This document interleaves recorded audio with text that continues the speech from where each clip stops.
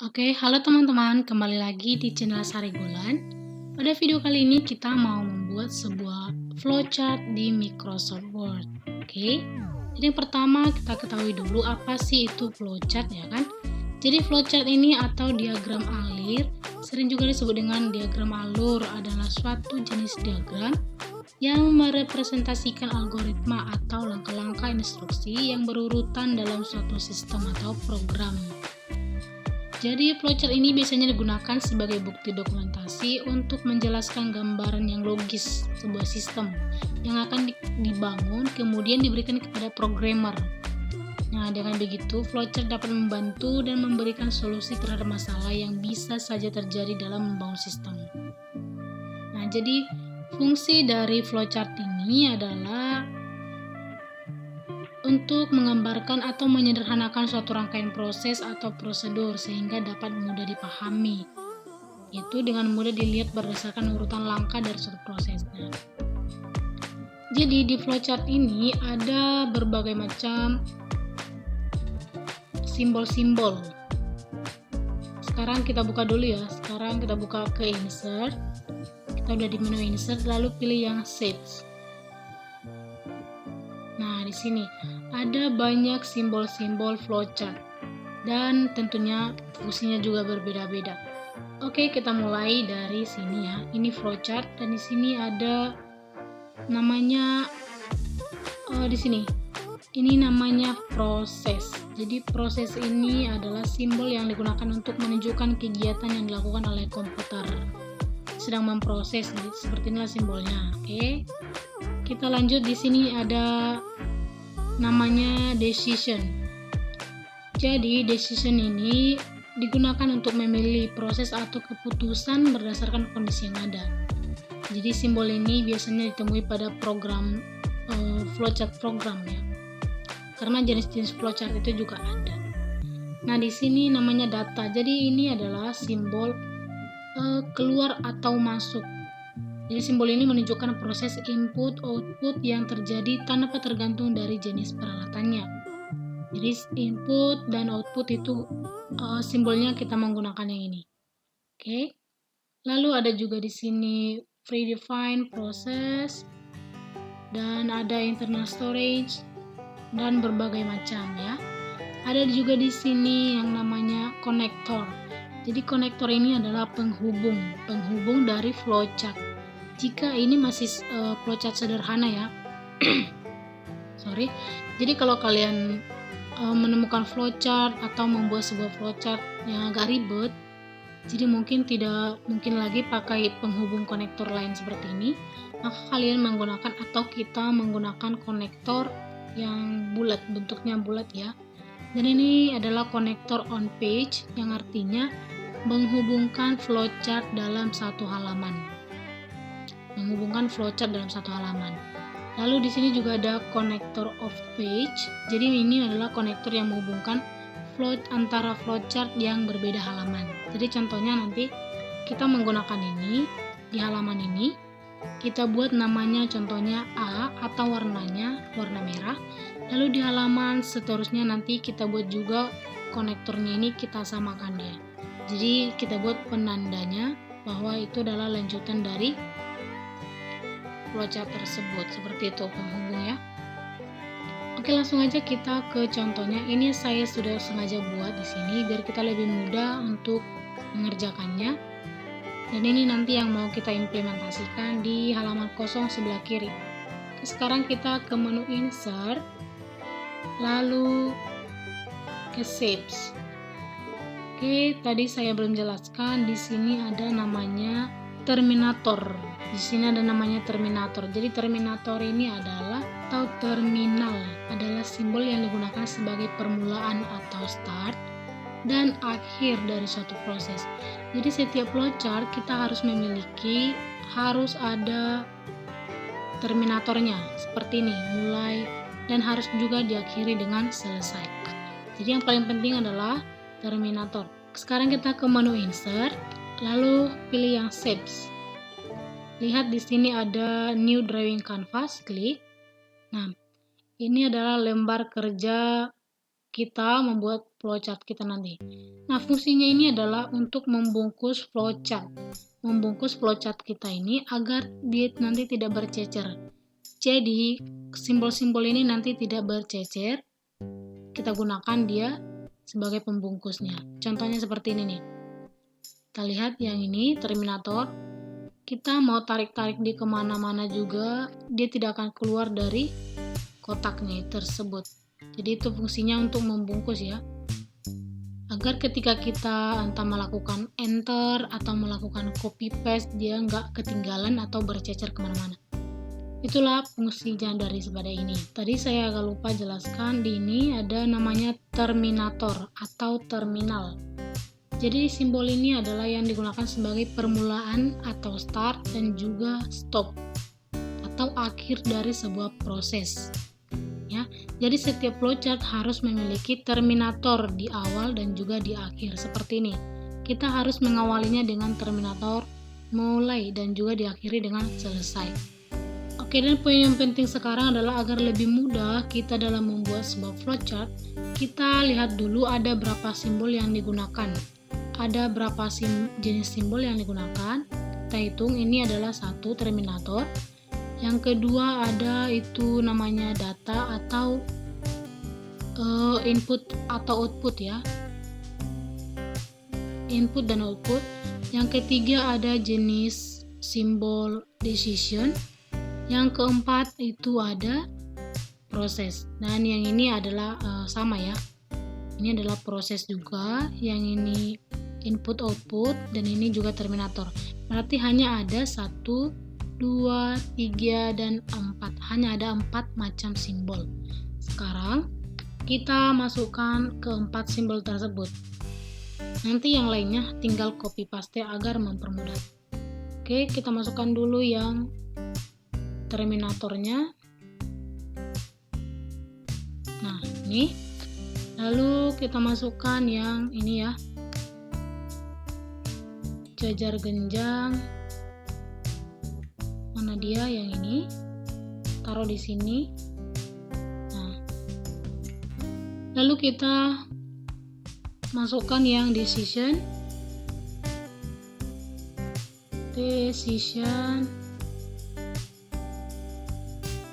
Ini sih boleh nanti kita atur ya, nggak apa-apa. Ini decision. Lalu selanjutnya ada proses. Sini ada proses.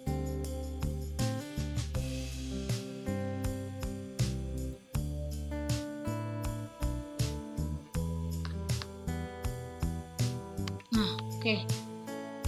Lalu yang dari sini tinggal kita copy aja. Nah, cara copy-nya itu gampang.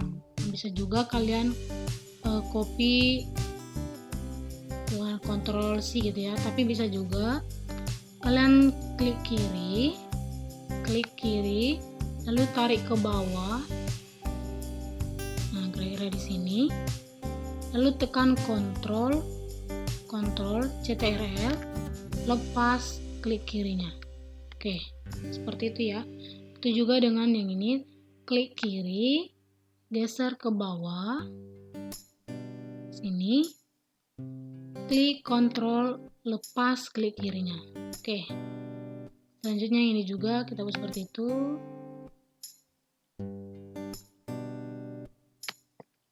Oke, sangat gampang. Tinggal kita atur ukurannya mau seperti apa, besar apa. Oke, setelah kita membuat simbol-simbolnya semua, kita rubah dulu ya. Kita rubah dulu. Tapi terserah teman-teman sih mau buat seperti apa. Dan di sini kita bisa mengubah desainnya, ya. Nah, kita sekarang pilih yang hijau dulu.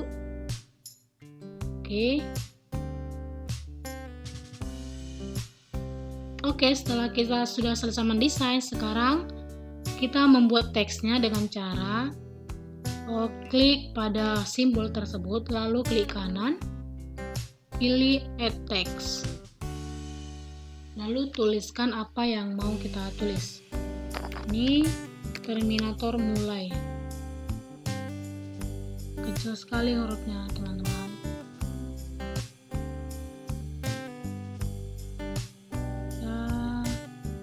kira-kira seperti ini ya. Mulai, lalu selanjutnya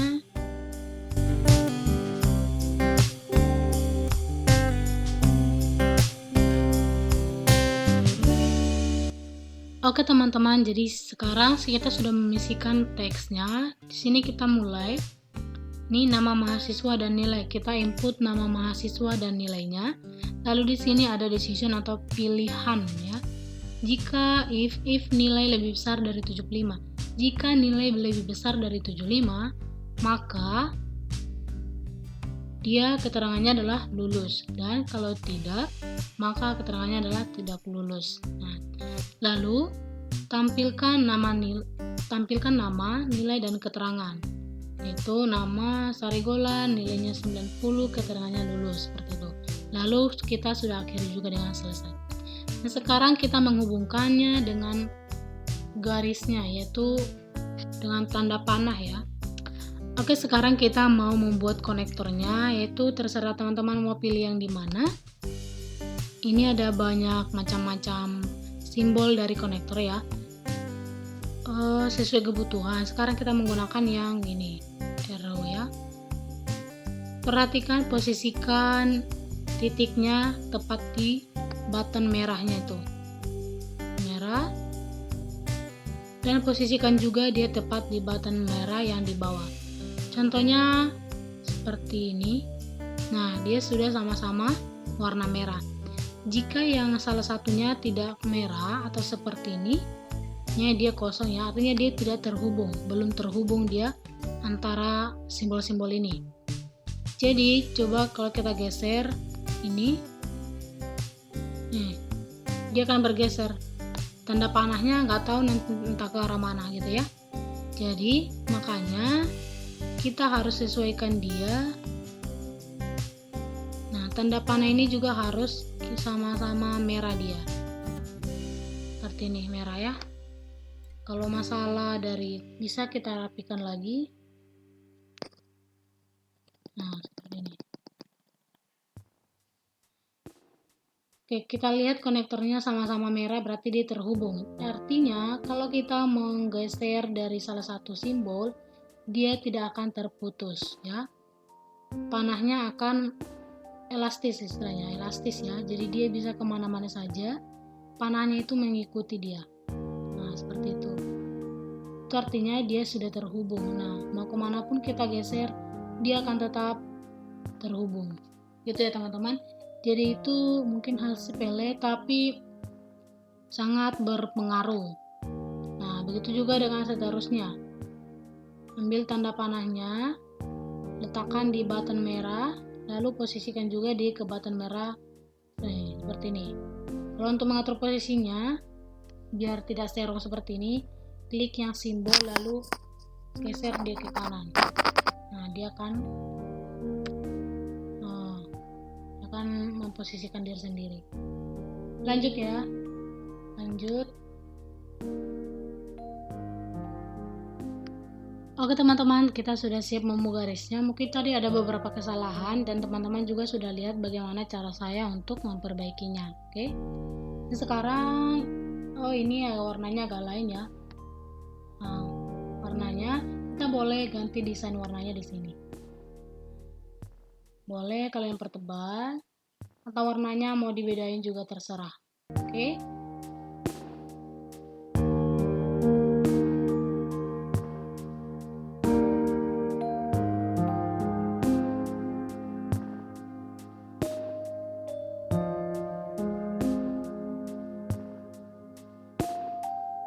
Oke. Jadi di sini teman-teman, jika kita menggunakan decision, kita harus membuat keterangan. Jika ke sini dia apa keterangannya? No apa yes ya. Tidak atau ya atau tidak. Jadi kalau seperti ini kan bingung. Ini kalau ya lulus apa, kalau tidak, seperti itu. Jadi kita tambahkan keterangannya. Ambil yang text box. Nah, kita buat di sini jika ya. Jika ya, maka dia akan lulus. Lalu sini jika tidak.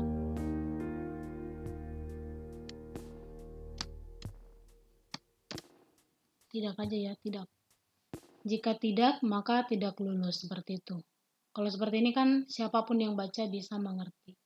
Kalau ya, dia keterangannya lulus. Kalau tidak, maka tidak lulus. Oke. Nah, seperti itu untuk yang lain-lainnya. Boleh teman-teman sendiri yang pelajari. Ini apa fungsi-fungsinya. Ya. Oke, sekian dulu dari saya. Terima kasih sudah menonton video ini. Semoga bermanfaat. Dan jika kalau kalian merasa bermanfaat, boleh kalian share ke teman-teman yang lainnya supaya lebih banyak lagi yang mendapatkan manfaatnya. Jangan lupa untuk komen, like, dan share. Jangan lupa untuk memberikan komentarnya dan juga like. Dan jangan lupa juga untuk klik tombol subscribe dan nyalakan tombol notifikasinya. Oke, sekian dari saya. Terima kasih.